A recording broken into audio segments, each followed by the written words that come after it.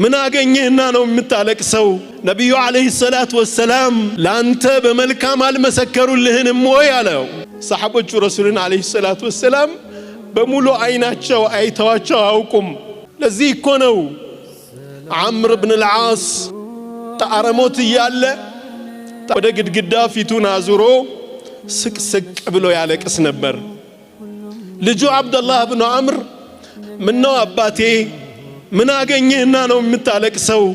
ነብዩ አለይሂ ሰላቱ ወሰላም ላንተ በመልካም አልመሰከሩልህንም ወይ አለው። እኔ ሶስት እርከኖችን በህይወቴ አሳልፌያለሁ አለ አብደላህ ብን ዐምር ብን አልዓስ ለልጁ ለአብደላህ ሶስት እርከኖችን አሳልፌያለሁ።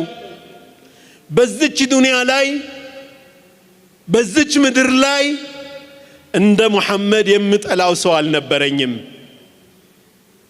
አላሁ ስብሓነሁ ወተዓላ በዛ ጥላቻ ላይ ያለው ወደ አኺራ ወስዶኝ ቢሆን ኑሮ የጀሃነም ሆን ነበር። በኋላ እጄን እጃቸው ላይ አስቀመጥኩና ምን ሆንክ አንተ ዐምር አሉኝ።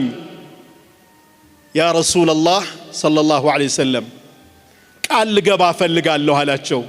ግን ሸርጥ አለኝ አላቸው። ምንድነው ቅድመ ሁኔታ አሉት። አላህ ወንጀሌን ሁሉ ሊምርልኝ አላቸው። አንተ ዐምር ሆይ እስልምና ያለፈን ሁሉ እንደሚምር እንደሚያስምር አታውቅም እንዴ አሉት ነብዩ ሰለላሁ ዐለይሂ ወሰለም። እስልምናን ተቀብዬ በኖርኩባቸው ጊዜዎች ይላል ዐምር ብን አልዓስ ነብዩና ዐለይሂ ሰላቱ ወሰላም ሰሉ ዐለ ነቢ ቀና ብዬ በሙሉ አይኔ አይቻቸው አላውቅም ነበር። ለረጅም ዓመታት ፊታቸውን ረስቸዋለሁ።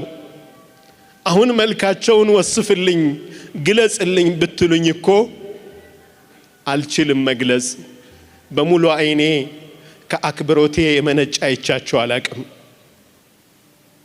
ሶስተኛው እርከን እሳቸው ከሞቱ በኋላ በብዙ ነገር ውስጥ ገባንና አላህ ምን እንደሚያደርገኝ አላውቅም፣ ይህ ነው የሚያስለቅሰኝ ይላል።